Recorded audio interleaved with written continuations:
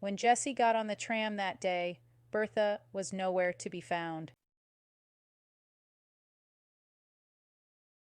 Bertha Miller was 75 years old and living with her brother-in-law, William Ross, on Cardinia Street, Glen Iris. At 10:15 a.m. on Sunday, the 10th of August, 1980, Bertha called out to her brother-in-law, William, who was in the shower. She told him she was off to church, she would be home late, and not to wait for her to have lunch. In order to get to the church, Bertha caught the tram from High Street, Glen Iris. Her good friend Jessie Moore lived nearby in Burke Road.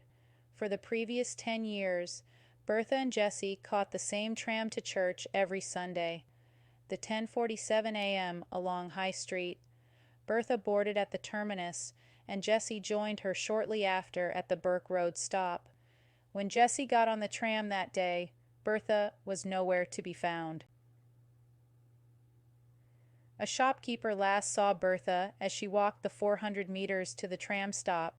Her body was found together with the body of Anne-Marie Sargent on Saturday, 6th of December, 1980, by a local garage owner and his friend, 2 kilometers north of the Princess Highway at Tynong North along Brew Road. Katherine's body was discovered 15 meters away. Katherine Hedland was 14 years old. When she was just 1, she emigrated to Australia from England with her family in 1966. She lived with her mother and older brother in Allen Street, Berwick. Katherine worked part-time on weekends at the Coles supermarket in the local Fountain Gate shopping center. The 28th of August, 1980, was Katherine's first midweek shift during the school holidays. She didn't start work until noon, but she left home at 9:30 to see her boyfriend. John lived on High Street, Berwick, about a 1-mile walk. John had a number of other friends visiting, and they watched TV and listened to records.